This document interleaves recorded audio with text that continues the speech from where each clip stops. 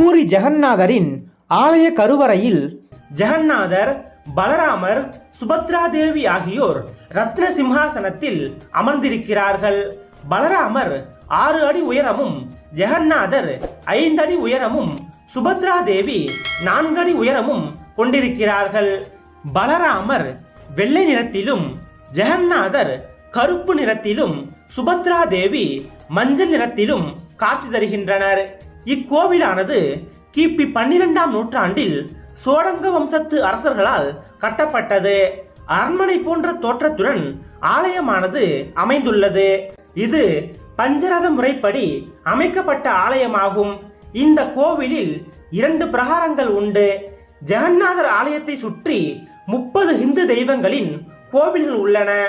இந்த கோவிலில் பகவான் கிருஷ்ணரின் ஹிருதயம் வைக்கப்பட்டிருப்பதாகவும் உள்ளூர் பழங்கதைகள் கூறுகின்றன.